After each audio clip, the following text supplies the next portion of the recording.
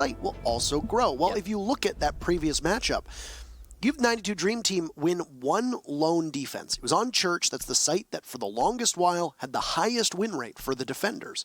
So it stands to reason that they would win that site. But they never went to Gym. They never went to Bar on that main floor, of course. And then every time they went to Cache, they lost. That really shows to a lack of depth that they have in their strats to be able to just outmaneuver their opponents and be prepared. Certainly agree with you there, Parker. And now, I don't know if you heard it, but I said a little of course there when the Nomad got banned. Dream Team banning Nomad on Consulate. I wonder what that's going to suggest. It's already a map where people love jumping out of windows, people love watching the doorways, etc. And, well, no Nomad in play on this map in particular. Not really much of a surprise. All the bans here from Dream Team really line up with what you would expect from them. They're going to want to try and win fights. Doesn't matter where the fight is. Taking the mirror off the table is going to assist them in clearing out the roamers. Taking the Nomad off the table is going to assist Dream Team in any runouts. But just in general, the kind of mentality there seems to be, we want to win fights. We don't want things that are going to impede that. So, pretty basic, I'd say, from Dream Team, and sensible bans there. Or rather from Soniqs, pardon me. Dream Team, on the other hand, was I saying Dream Team that whole time? I think I was. Dream Team, on the other hand, going to be banning out Thermite, and they're going to be banning out the Pulse. So they can use the vertical, or they're not going to be able to, they're not going to have to contest with AWD's vertical play, which we saw being so powerful on Border. Remember his Pulse from below being something that Soniqs continuously struggled with. Is that a full reinforce in bathroom? If we want to go up and possibly look, It seems one wall to Zulu. So or it's Zed as it's called. Depending on where you are, yeah. Yeah, in the world. Or Z, if you're not Canada. Or Zed if you say it properly. Okay. I'm just not gonna take that fight. I say melee, so I'll let you have Zed. Which is, it's funny because they're like, isn't it melee? Don't you say melee? I'm pretty sure you say melee. I say melee. Okay. It's just pronunciation as far as like. I got it. Yeah. So that I was bathroom, taught 2 E's makes the sound E. bathroom that you were talking about. They still had the rotate that they could possibly utilize out to Zulu, as a lot of teams call it, which is that Z or Z-shaped hallway. Yeah, with the benches. By the benches, yes. It used to be called benches. A lot of teams call it Zulu now. Yeah, everyone calls it Zulu. It's easier. We're seeing emphasis placed on top floor control, beginning with admin office. And they're going to open up rotation via stairs. I don't know why I can't words today. Neptune's using those breaching charges to great effect there. And here we go. The excellent droning again from Soniqs. We were talking about this in map number 1. Soniqs' information gathering is spectacular. Their capitalization based on the information they gather isn't amazing, but Sonic also always knows what they're dealing with. It's very impressive. Well done. And use the IQ gadget. You can do what he's trying to do. He just hasn't managed to make it work yet. It's like a lot of teams, you take control of admin, and then you move from there. But there hasn't been a lot of movement on Soniqs. There's quite a bit of hesitation for the time being as to where they want to go. Maybe just a bit of deliverance, or deliberation, rather. No, they are close to knocking at the door. It's just, it's seemingly just focus on top floor control here from the attack. Thermite not being here means Hibana's going to have to play a huge role. 2 early picks from Soniqs. I mean, they're still present inside a bathroom. It's surprising that the Jaeger of Rexon has not really actually done anything with that presence. He's actually just going to fall back. I'm not sure if that was the right call, but maybe C4 from below going to be missing.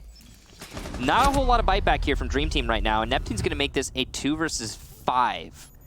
IQ sees another opponent, and okay, he's going to make it a 1 versus 5. Can we see an amazing clutch from Hyena? No, it's a perfect round. Okay, great attack there from Soniqs. They got top floor control, they turned that into middle floor control, and they turned that into heavy vertical pressure and a round 1. Not bad.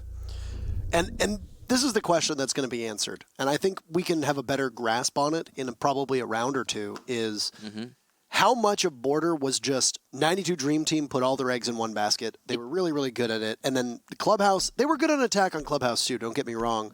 But obviously, their defense not as strong as it was on Border, for example. They still took 3 of the 5 rounds that were played on Border against the Soniqs. But Soniqs showed against Disrupt yesterday, that or against Friday, rather. It really does feel like yesterday. All these days tend to blend together. Yeah.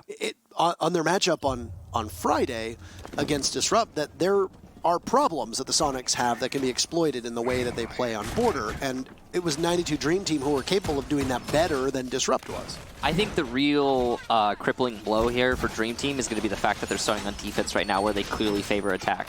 Dream Team's attacks, whether they're well rehearsed or not, because you were touching on, and you were absolutely right, Border, way better practice by Dream Team. It was clear. It's super obvious that Dream Team was ready for Border. They weren't so ready for Clubhouse.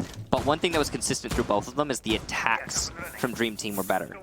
Soniqs is starting on attack, which is going to, I think, limit the potential for momentum here for Dream Team, and it's going to force them into the position that Soniqs was in on the last map, which is you have to come back in the second half. That's what I'm foreseeing here, and we don't know if Dream Team really has that capacity, because it was I think the tenacity that is built on experience that Soniqs has over long story careers in Siege that allowed Soniqs to come back in that second half in the second map.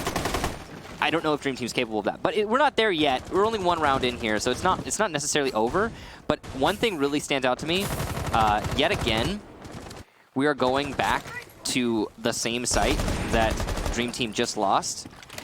Luckily this time, there is adjustment from Dream Team. They will be roaming on the top floor, so at least there's that. The Pulse taken out, and then there was the Valkyrie taken out on Border as well. It really goes to show, I think, not necessarily the respect, but more of the worry that the Soniqs have about putting Doodle on those information rolls and his ability to frag accordingly. And now you've got the Valkyrie in the hands of Drip, so there's still going to be information there for the Dream Team. This is going to be a trade as good as it's going to get. Drip is there to get Doodles back as Ghost falls, but both teams lose something, and now Drip gets felled as well. The Soniqs making this very methodical, as they've got almost every rotate covered for the time being, and they're in perfect position to be able to greet every member of Dream Team as they try to get back to the site, or just simply occupy as much map control as they can. And now see, this is second half of Clubhouse Soniqs right here. They are executing these attacks very well, holding down the necessary angles and getting the picks that they need in order to get these rounds. We're going to try and open up the garage now, but here's the really deceptive thing. We're only halfway through the round just now, and it feels like it's already been an entire round. It feels like so many picks have been given away. It's really good that Dream Team have managed to get one in response onto Ghost, but at the same time, they lost both their roamers for that one Zofia. And they're not going to be able to contest the garage either. That's been opened up by the Habana. Again, Thermite being banned is going to make the garage less relevant, but still a very important part of any attack onto the basement. The big thing, too, is that while Zofia is a really important operator, you've also taken yourself out of the fight in terms of your only C4 on the board with Drip, and now you're going to lose another piece of plant denial in the smoke as Tomas gets spotted and taken out. And as good as Tomas is as a player, as an operator, Smoke is particularly useful at being able to deny this plant. Super's going to go fishing, he's going to catch Hyena, and now it's all up to Rexen playing from above. He's going to need to drop down and do his best Assassin's Creed impression, but he's not even going to be able to make it out of the bathroom. He gets into the antechamber, as it's called, and it's Neptune's to quickly end him. That's 2 in a row now for the Soniqs, and they do not look like they're slowing down at any time soon. Not only is that 2 in a row, but if I'm not mistaken, this 1 kill for Dream Team, as there was a perfect round in the first. Could be wrong about that, but whatever the case, it really doesn't look like Dream Team are actually present in these rounds. So they're going to change. All right, so they won't be making the same exact mistake they made in the last map of going to the same site over and over and over again. They're going to try something different. In Dream Team's defense, though, it is a lot easier to play other sites on this map. This is notoriously one of the most, I'd say versatile, is that the right word? In terms of sites, Consulate, you can defend pretty much anything. The newer site is harder to defend, I guess. Not many teams go there. But the 3 basic sites on Consulate, yeah, you can go to any of them. And I was right. Drip, the only one with a kill, over 2 rounds. It's tough. Yep. It's tough when a team that is known for its fragging capabilities, that's just not fragging. You know that on Consulate, most lineups, very similar to Coastline, will be extremely utility and gadget heavy. Capitao, Jackal, Dokkaebi, Zofia, one hard destructor at minimum, possibly your gadget denial, your Twitch, your Thatcher, etc. Obviously, notwithstanding the bans that are going to be on the board. In this case, it's going to be a Thermite and a Nomad. But you look at the lineup that's being brought. Soniqs don't have a lot of deviation in the operators that they bring. They bring a Zofia, a Capitao, an IQ, a Thatcher, pretty much every single round we've found. And they make it work. They can apply it because those operators have tools that can be used in almost every circumstance. They work extremely well on Consulate, especially when you see Capitao, who is quite strong in his current incarnation with the gadget that he has, especially with that scope change, the M249. He can be a particular menace when you look at the way that you can execute on any of the sites on this map. And while losing Ghost, like we said, in the previous round was obviously a major blow to them, there's still so much utility left from the Sonic side that it's not the end of the world if that's the first operator that goes down. So, yeah, this iteration of Capitao is kind of ridiculous in how much control he can establish. He's got this LMG, which is very powerful with this nice optic that's very clean. And you're seeing the LMG being brought. You're seeing the firebolts used to great effect. I mean, it's really not... there's not really much else to say. He's a very powerful operator, especially the fact that he, bypasses those ADSs. But that's all said and done now.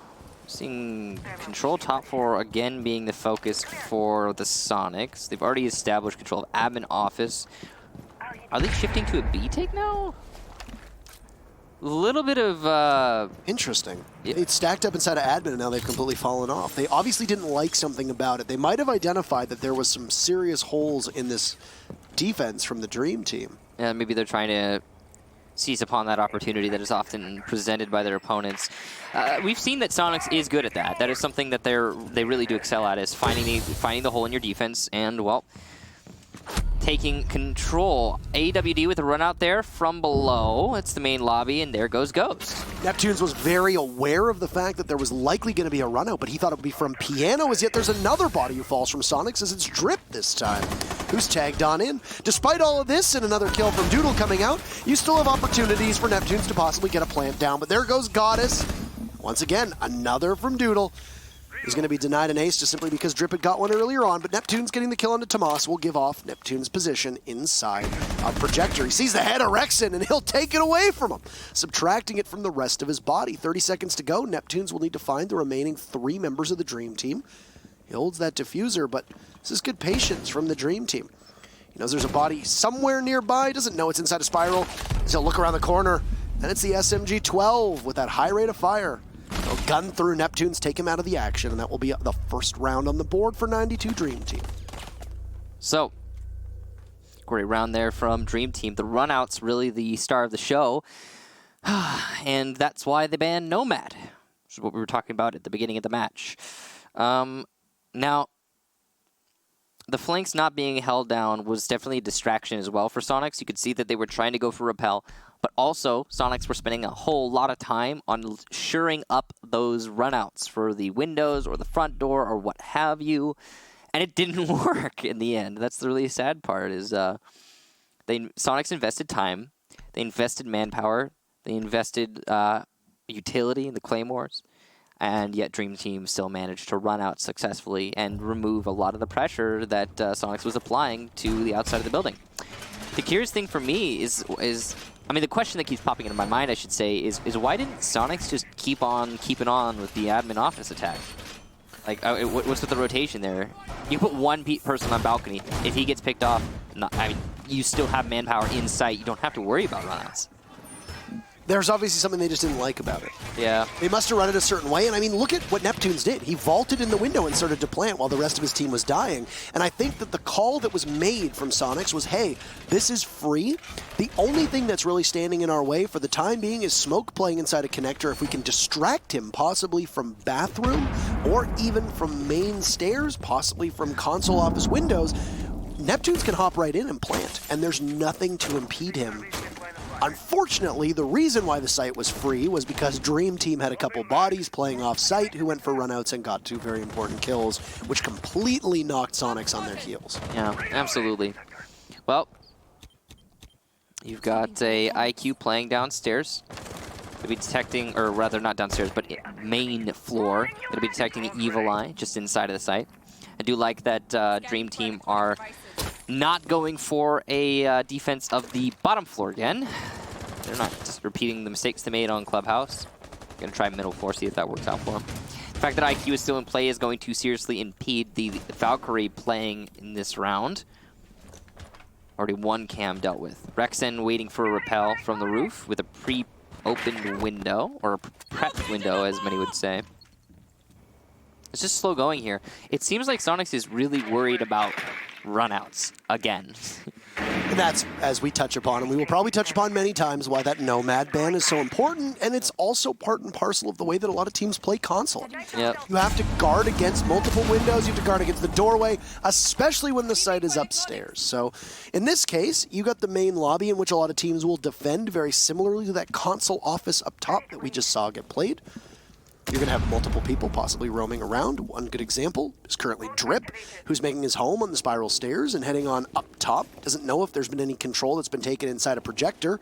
He's got Doodle and Rexen not too far off, but they're on the other side of the building, over on the west by that console office door. Once again, it looks like the Soniqs might be rotating. One of the bodies of DreamTeam has been spotted on drone, and that might prompt somebody from Soniqs to go and possibly finish them off.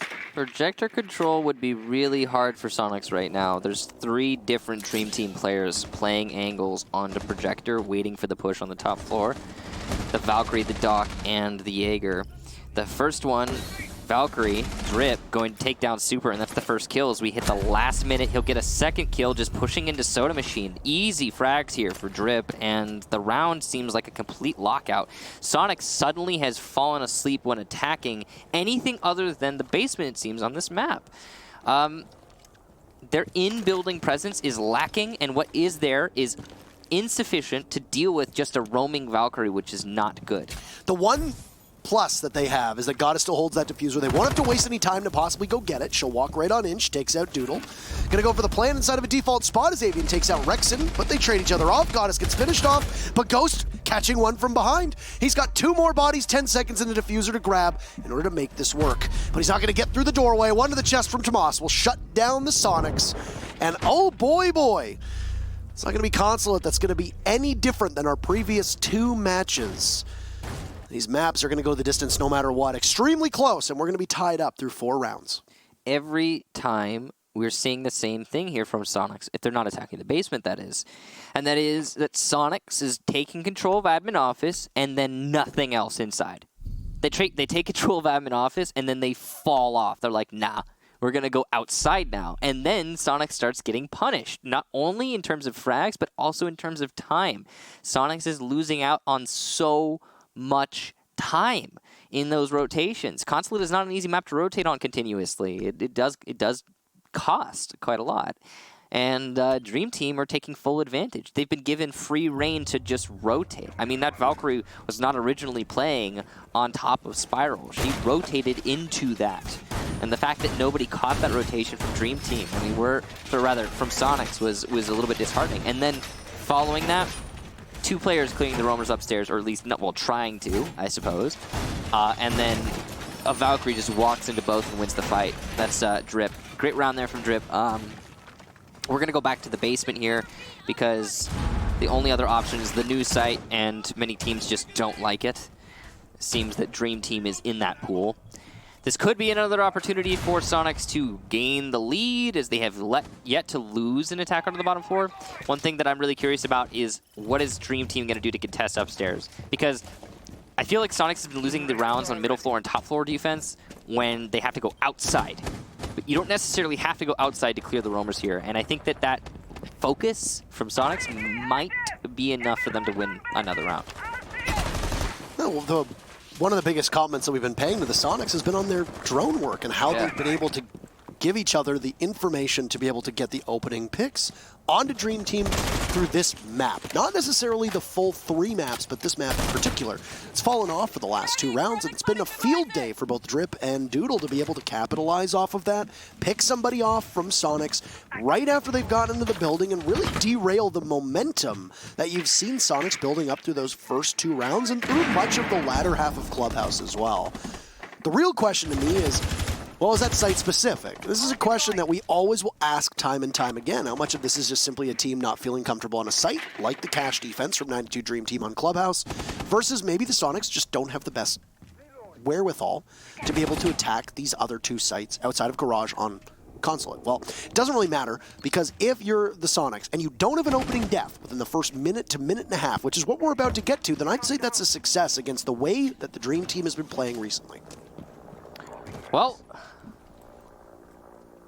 top floor control, but no picks to show for it. And with the time that's being spent here from Soniqs, they're going to have limited time to actually use this top floor control to establish vertical pressure onto the site itself. That's the tricky thing, because Soniqs has been winning all of their attacks on the basement because of how much time they've been allotted to just open up the piano floor and start picking off defenders. Well, there's still players in piano. That's going to be AWD, who doesn't take any damage from that spray from Zofia, just getting marked constantly, but still somehow persisting. Eating a lot of time off the clock, and you can't really get control of piano if Doodle's there, but there you go. Avian will catch him. It was a 3-man endeavor with Neptune's Ghost and Avian all in hot pursuit. They'll be able to tag Doodle and then finish him off. That's what you need to be able to do, and now you've gotten control of piano, but I don't believe the garage door has been opened up just yet. That's a significant problem. In fact, it doesn't look like it's going to be much of a push at all. Goddess is not really in a position to be able to open it up. She's positioned outside, but they're just going to go through yellow stairs, and Rexon, who was on the roam as well, will now come alive, and he'll take down Neptunes with 30 seconds left on the clock. He's got information at hand inside a piano, with Goddess moving back over to garage. This should be able to open it up or not, but no! Super takes out Rexon. He's close to being inside of the site. Marked on Cam, with the rest of his team assembled over towards the yellow stairs. He'll take out Tomas. 2 big kills for Super. There's Drip taking out Goddess, and now Drip looks for another! Pulls out the Deagle, and it's just a flurry from Dream Team. Super will need to get them all. Oh, he takes down Hyena, but he's got 2 seconds left. Drip just needs to hide on Mark. It'll be a clock striking midnight on that particular round for Soniqs, and what has been a kill deciding every single round, well, it'll be the time doing it this time around. And there you have the Dream Team taking their very first lead of this matchup, 3 rounds in a row. Also, I think the first round we've seen time be the end to any of these teams. So good job there to the Valkyrie there, surviving. It was Drip, I believe, and he had a pretty spectacular round. He's also been having a really good match overall. He did also, you could safely say, win that defense on the top floor, or rather, no, it was the middle floor, where he just pushed into Soda and managed to get that double kill. Drip's been coming alive here in the first half of this 3rd map. Pretty crazy that you had Super, who was all off on his own. He wasn't really even connected to the rest of that team's push. And whether it was by design or just by sheer luck, Super was able to take advantage of the fact that almost every single member of Dream Team was looking for Super's teammates and not Super himself. That's where he was able to pick up 2 kills quite easily, picked up a 3rd as the rest of his team fell around him. And it really showed you that the focus from Dream Team was over towards the yellow stairs. That's where they were looking. That's where they were anticipating most people coming from. But Super was camped out at the bottom of Visa stairs, just waiting to possibly strike. I mean, it was a really good opportunity for Super. He came very close, but it was the inefficiency of the roam clear at the beginning of the map, or rather round, that ended up costing him because, time. I do feel that Super could have easily won that last engagement, especially considering the Valkyrie did not have an MPX, rather was stuck on the Deagle. That Deagle is high risk, high reward. In that situation, I would have said the risk is going to win out, but the gunfight never happened, so it didn't matter. Rexon going for this, well, high risk, high reward, speaking of, and he will do some damage there to the Zofia. Good job to, well, put some pressure on the attackers, and he gets away unpunished, so that's really, again, that's on the Soniqs there. The 92 Dream Team has emerged with a 4-2 lead through Maps 1 and Map 2, and they are now poised to be able to possibly do it again. Yep. depending on what happens here on the console office site upstairs. Now, this was the site in which the ball started to get rolling for DreamTeam. They have not lost a round since then. And Rexon is well aware of his position, and he's not going to get out of there alive. It's Ghost and Neptunes to be able to dispatch him. And a very good entry from the Susquehanna Soniqs up top. They're taking complete control of admin. They can continue to push on in. That's good control to have. It has been the focus for the Soniqs for this whole map. Now that they've established that control, they're going to start moving outside, and this is the dangerous part. The thing, though, is that Rexon has been picked off. That's one of those likely roamers just dealt with, and the run-out potential is less for DreamTeam because of that, though it's not completely gone. Going to be some focus push onto, or rather put onto Projector here by the Soniqs as they start trying to open up that wall. Ghost being lit up is going to be possibly a saving grace here for DreamTeam. They did lose Jaeger for nothing, but he did do damage, and there's that. As the push starts coming out, there really isn't anyone that Soniqs can get in terms of picks here on A. It's an off-site play here for DreamTeam, going for possibly retake. Keep in mind, it was the Soniqs who got caught as they were trying to get in towards the site last time by double runouts from both Doodle as well as Drip. So there's going to be the case here. There's nobody really poised to strike on behalf of this Dream Team.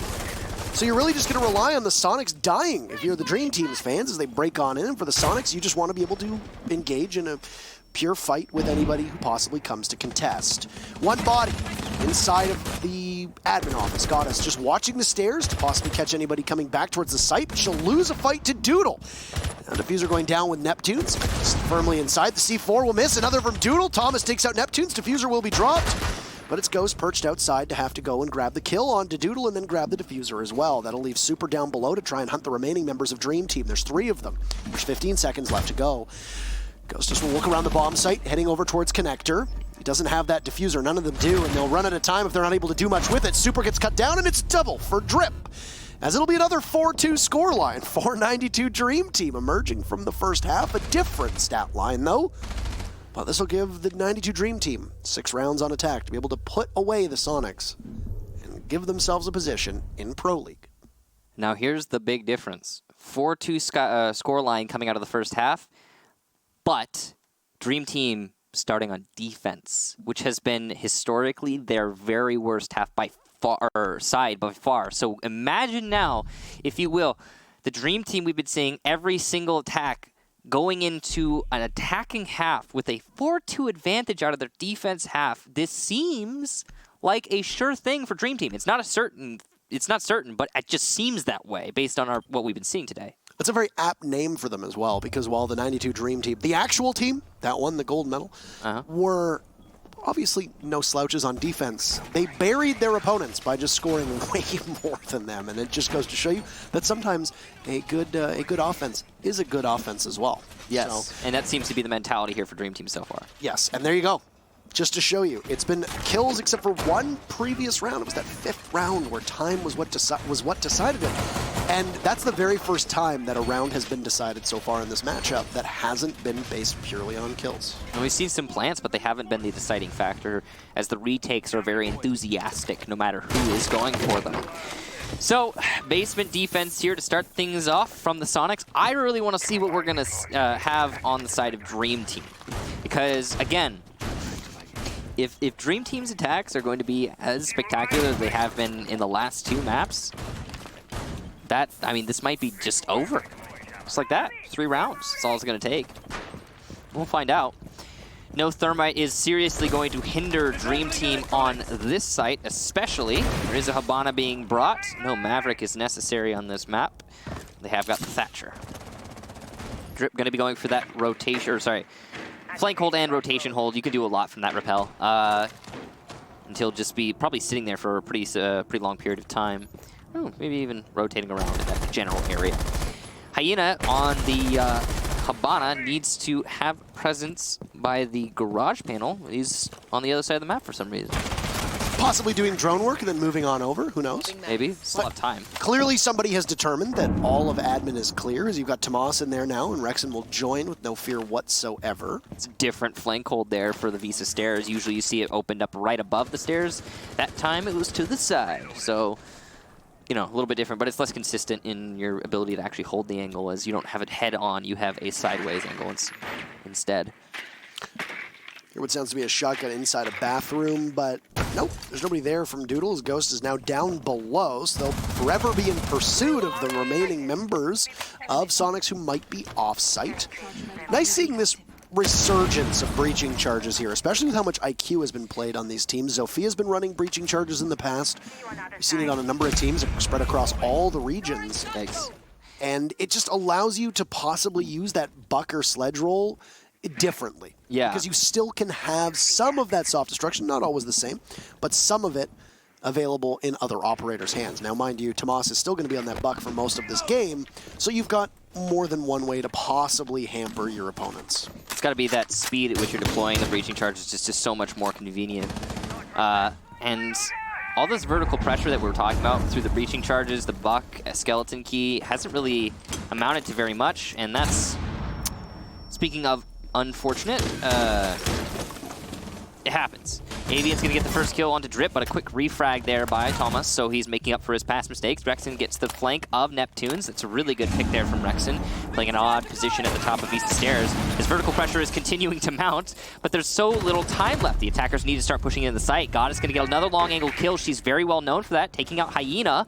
And at the top of the spiral stairs is Super, trying his best to get a flank off, but he's going to start moving back as he hears Rexon creeping up on him. Thomas going to go for a drop, and he survives it. No one punishing him for that is going to be huge if there is actually any hope here for the attack, but so little time, there might not be. Goddess with some kills, and there's 3 for her in the round. A beautiful play on the time, and the Soniqs going to clean things up there. DreamTeam spending too much time upstairs, not enough time in the site.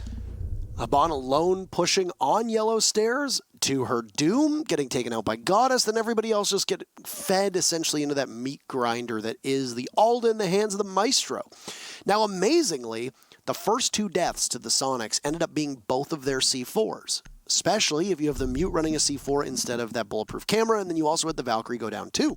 Now, because of this, there was no explosives. You didn't have to worry too much. If you wanted to go for a plant, you had to basically assume that one of the remaining members of the Soniqs would put themselves in a place of danger. There wasn't a ton of plant denial really there for the Soniqs in the same way that there could have been if there was a smoke on the board or if even there were extra C4s. All of it was gone, and still the Soniqs played it in just a straight fight. Now, here's something that's pretty interesting. The Soniqs are going to whip out the Tellers and Archives bomb site. We haven't seen this in a long period of time. It's not a site that gets played by a lot of teams, and, well, it can be a pretty tough nut to crack if you don't know exactly what the heck you're doing. It's also considered by some to just be a bad site outright, though, especially without a Mira. Mira's very useful on this site, more so than I'd say the other 2, or the other 3, sorry. I don't know, it's going to be a really interesting defense, that's for sure. It's not necessarily a bad decision here for the Soniqs. I agree with you. If DreamTeam aren't prepared for it, it's seriously going to catch them off guard. It's going to make this attack very difficult for them. And I think that's probably something that Soniqs are counting on. That's what I was hoping for.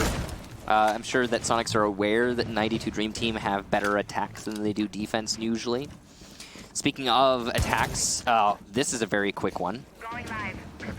They are just rushing right in, and there you go! Yardy, my boy, takes out Neptunes. He's in sight. He'll use all of his EMPs, and they have the bomb site to themselves. They can start to go for a plant whenever they want, and Hyena will do just that. Make no mistake about it. Thomas taken out by Avian, but Hyena is a second away from being able to get this diffuser off, and in 40 seconds, they will be quite successful. 92 DreamTeam are just crushing the Soniqs in this round.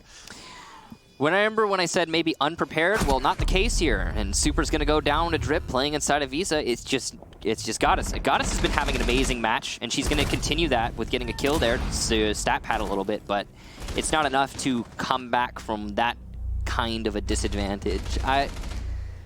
Yeah, okay, the site can work if your opponent is not prepared, but I mean, the DreamTeam saw the site, and they're like, hey, we're just going to walk in through main lobby. Now, the thing is that I was actually going to say before we got into the action, which happened very quickly, 39 seconds Diffuser was down for those counting at home. I was going to say, yeah, this site's a bit unorthodox, is the word I would use to describe it. It's not very common, and it's not well liked. Mm-hmm. And a lot of teams think it's just a plain bad site. Now, there's some disagree, absolutely. It has its detractors, as much as it has its defenders. But when you look at that, I was going to say, the Soniqs aren't bringing this out after just winning a round to try and close this gap. They're not bringing this out in the second round unless they feel pretty confident about what they're doing. And I think the general consensus among the Dream Team members were, hey, they're taking a long time to set up. Let's just rush right in. And it looked like they caught the Soniqs with their pants down. That's really what it looked like. And they had the full control of the site within 20 seconds. And Hyena took about an extra 10 seconds to get there. Diffuser takes 7 seconds. There you go. You now have the site, you have the Diffuser down, and then there's no hope.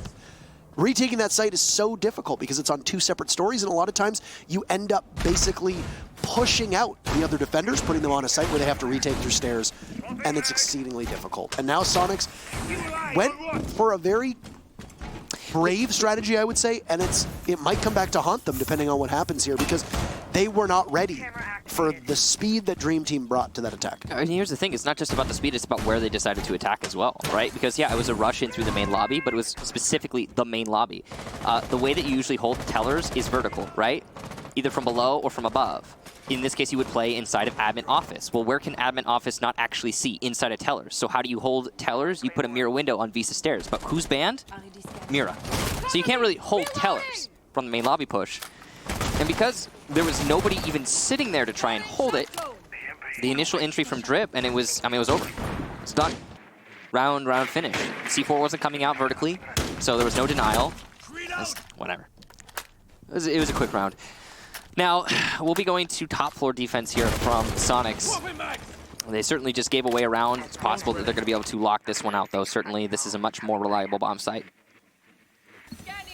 Very aggressive plays still from Dream Team. Quick control here in admin office and already opening up the Visa stairs. Say what you want about them on defense, but their attacks have been extremely precise and very fast. Offense, as you were saying. Very, very fast. And they've been able to take so much map control very quickly. And I don't know if there's any hesitation on the part of Soniqs to engage in straight-up gunfights against the rest of the 92 Dream Team, or if they're accelerating because they know that maybe the Soniqs are a little bit slower at their setups. Maybe they're a little bit more patient. Who really knows? And it's something that we can pick the brains of whichever team ends up being victorious. Yep. There's still a lot of map left to play. There's still a favorable site rotation here as well for the Soniqs that they could end up very easily closing this gap on. So we'll just wait and watch with bated breath, so to speak. And well, so slow round here. 1 minute, still all 10 alive. And Dream Team setting up on the site, and there you go. Doodle's going to get the very first kill onto Super. It's a good pick there from attacker. It's IQ. Is looking for more, just on Visa. I mean, slow going here from Dream Team, but they have the advantage. There's still plenty of plant denial here for the defense, but as I say that, a whole chunk of it goes away. Ghost hits the floor. It's really unfortunate what we're seeing right now from Soniqs. There is potential for a retake here, or a comeback, as it were. Avian in a good position, but he's not going to be able to deny the plant. And there goes somebody who would. The last person who would. Got it. And on the flank, Neptunes is spotted. Avian unable to get anyone on connector window. Is this going to be a perfect round? Maybe not, as Jaeger gets one, looking for a second. And there's one possibly for the Doc as well. Beautiful job there to Avian and Neptunes. They're trying to bring it back. It's a 2 versus 3, but the plant's down. Thomas from top of yellow, and it's just Neptunes who will get quite a lot of kills, but not enough to win it out. There you go. Dream Team putting themselves on match point. Match point.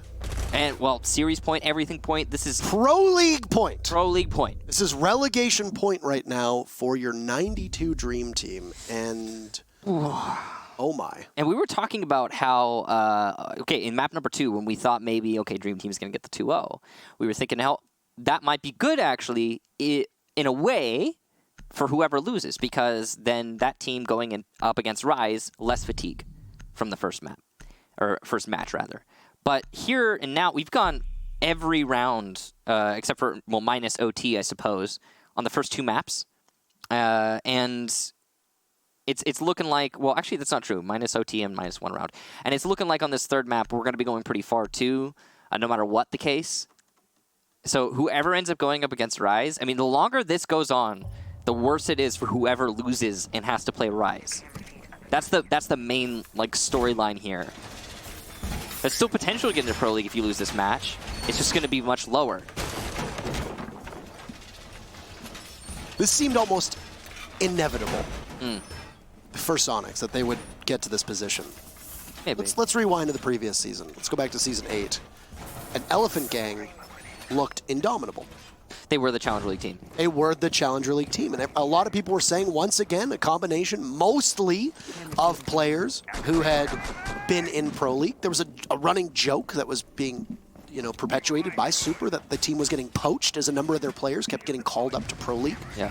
They were the the breeding ground, so to speak, for Pro League replacements. And now what ends up happening? Well, they end up falling quite short to EXG and then fail to make it into Pro League. And because of this, EXG gets the spot. They get in, and Elephant Gang, now under a new name, is in a very similar position. Now, the good news is that even if you lose this matchup, whether the Dream Team ends up falling short and the Soniqs mount quite the comeback, or if the Soniqs are done here at the end of this round, or the next round, or the round after that, there's still one more match to play. You still got Rise Nation on the docket. And I think it's kind of interesting because, yeah, on one hand, you have to run the gauntlet. The team that loses here is going to be pretty tired. Let's be completely honest. Yeah, but they might also be warmed up. Maybe. And that's something to keep in mind as well. But it's not just like actual literal, exhaustion from playing, but on top of that, it's mental. I believe it was Goddess who tweeted out, yeah, today is for all the marbles, ... again. Well, a lot of these players have been here before multiple times. Whether it's going up or going down, it doesn't really matter.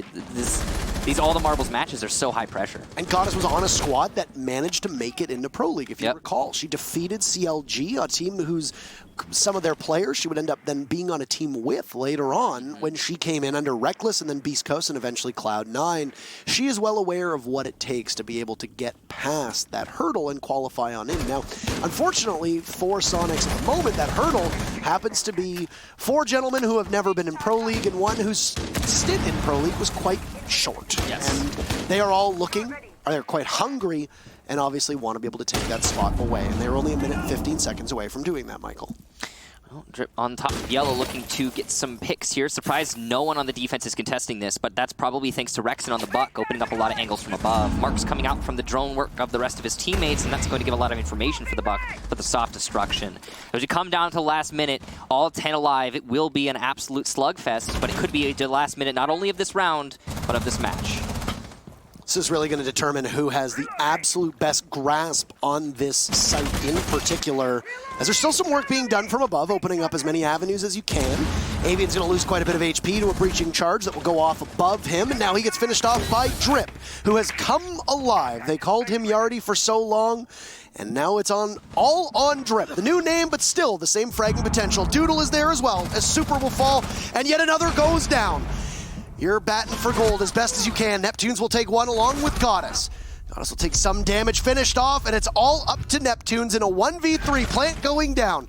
He'll take one body out, but it's all up to Drip and Doodle, the 2 best players on this team so far. C4 gets tossed, but it will be too late. Doesn't collect one, but grab your kill, Neptunes. One of the hardest parts of this site is being able to retake. You know you don't have very much. Ladies and gentlemen, for the first time, 4 gentlemen and Thomas coming back to Pro League. Change your Twitter bios. You done it, lads. You got the gold. The 92 Dream Team. They're your champions. Welcome to Pro League, boys. They are very happy. 90-10? I think it was 60-40. 60-40. Yeah. Maybe he saw it at a different time. Who said 90-10? I don't know. What a performance this was. All of their fans, all of the detractors of this team, they come in, once again, they come in as the last place team into these playoffs, and they topple the 2 teams that most people assumed would be making it into the finals. The Soniqs and Organized Chaos, and now the 92 Dream Team are Pro League's newest team. So congratulations to 92 Dream Team, and while it's not all over for Soniqs, they still have a chance, but it'll be going up against Rise Nation. And we talked about this at the very beginning of the day. Rise Nation had an amazing second half of Pro League. Didn't actually end up mattering, but they did have, well, at least not for them, but they did have a good second half. So right now, Rise Nation are not looking like an easy-to-defeat team. This might be an insurmountable task here for Soniqs, as they are going to go up against Rise right after that very long match against 92 Dream Team. I would say if there's one of these two teams between 92 and Soniqs that is going to fare better in a longer engagement, it would be Soniqs. They have more experience in this setting. I think this was going to, of the two teams, it would favor them in this situation, but still, not a great result for Soniqs or any other fans. No, and I mean, you're talking about an exhausting matchup and a long matchup. Well, out of the 36 possible rounds that we could have played, not including overtime, we played 33 of those. Yeah. So there really wasn't much more we could have realistically played without going into the extra innings. Mm-hmm. These teams needed every single round almost to get to this point, and I wonder how much of that consulate was just the spirit being broken of Soniqs because they knew at that point that, hey, the 92 Dream Team is on attack. And the best part is that we get to ask them these questions. I really am eager to pick the brains of a team that has now just done the unthinkable to so many people, which is make it to Pro League. Yeah. And here's another tricky thing for Soniqs, by the way, another hurdle that we don't often talk about. It's the fact that, Rise has been watching.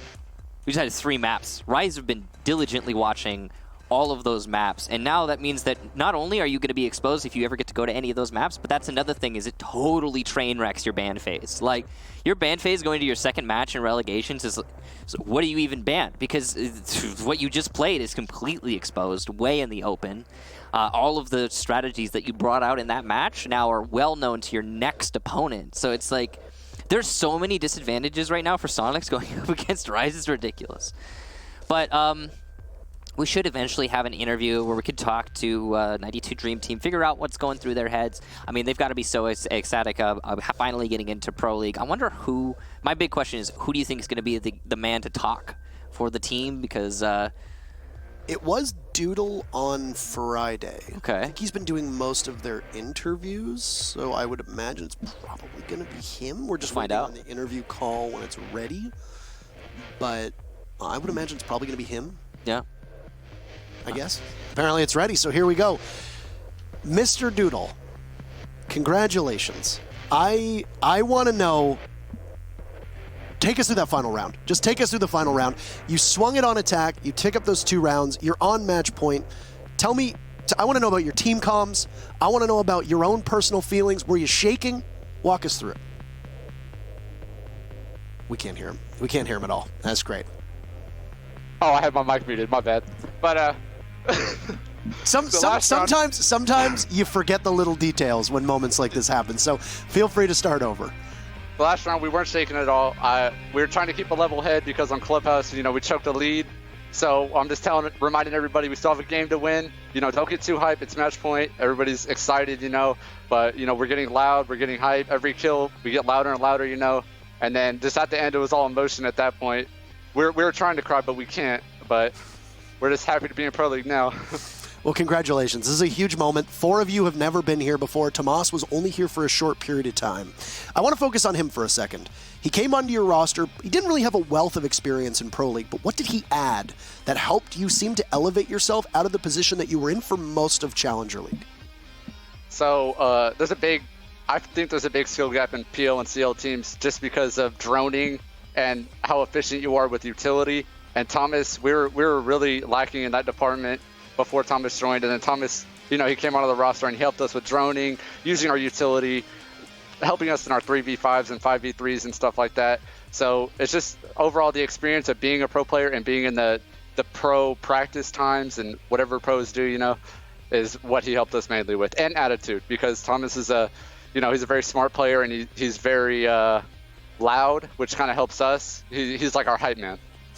Now, one thing that we took note of was how strong your team was on every single attacking round. Even when you were losing on attack, you were still coming very close, but you struggled on defense. Without giving too much away, what do you need to work on the most on your defenses, knowing that you're now going to be in a league with 7 teams that are going to be much tougher opponents than you've been playing in Challenger League, and they're going to look to exploit that defense just as much as all of your opponents in Challenger League did? So basically on defense, we all need to get better with using hollows. You know, we're ACOG warriors. That's why we shine bright on our attack. But a lot of the defense rounds that we were losing we weren't adapting properly, which is sort of on the IGL. And we just need to learn to adapt better and, you know, practice more setups with adaptations, because, you know, you scrim a team for so long and they all do one push, and then Soniqs come in and they do a master push, which we don't scrim against that often. So just, you know, scrim more and practice for other things necessarily, I guess. Perfect. Now I'm going to give you an opportunity to say thank you to all the people that you want to say thank you to, because obviously this is a big moment, and talk to the fans, talk to your teammates, etc. You have the floor. I just want to say shout out to Prophet. You know, he was the one who got me into Rainbow Six on PC. He was the one that gave me my first shot. And thanks to all the fans today. Everything on Twitter today was amazing. You know, it really hyped us up for the match, getting all these congratulations from people we don't know. And, well, not congratulations, but good looks, you know. And we're just happy to be in Pro League now. Have you updated your Twitter bio yet? It's already updated. Updated the moment we won. Actually, I was mid-round updating it. No rest for the wicked, eh? Well, your team rose to prominence in large part because of that matchup during the invitational qualifiers, and we jokingly said that you were promoted to Doc, you were demoted to Cams, etc. Well, now all 5 of you have been promoted to Pro League. So congratulations, welcome. Hope to see more of you next season. Enjoy the rest of your night. Thank you, Terry. You too. Thanks. Good for him. What a big moment. Mm-hmm. They look very happy here. Well, he looks very happy, and I'm sure the rest of his team is well-deserved happiness. And yeah, I really can't wait to see them play in Pro League. Got a lot of potential, that team, certainly. There's obviously some pretty glaring issues, and they will be punished for those issues going into Pro League. But I'm guessing now that they're in Pro League, they'll be refined over time. And, you know, 6 months. It's a long time for a season to refine those issues and fix up all the problems. So, you know. Obviously, I think a lot of credit also needs to get paid to Execration for helping that team for as long as he did. He's been a father figure to an awful lot of people, I think, in the community, and I don't know if the team necessarily gets to this point without his involvement with them. So he's definitely somebody who needs some thanks as well for all of this, and it'll be interesting to see where they go, because today is going to be a celebration. It's going to be a moment of elation and lots of cheering, and it's a high that they will probably ride for a while. They got a couple weeks until we come back for Season 10, but that's when the vacation and the honeymoon is over. That's when the hard work begins. Yeah, absolutely. And while it will be a day of celebration, it's also going to be a day of defeat for 5 people. We're going to find out who those 5 people are after our next match, which will be Rise versus Susquehanna Soniqs. So I always have it written down on a piece of paper here so that we can refer to it and say it correctly. We're Susquehanna. Well, that's fun. Santa. We're gonna go to a break. We're gonna give you 15 minutes to stretch your legs as well. We're gonna allow the Soniqs to cool off a little bit. They're gonna come back and they're gonna play Rise Nation for the last spot in Pro League, and we're gonna walk through how to pronounce that name together as well. We'll be back in just a couple minutes. See you soon.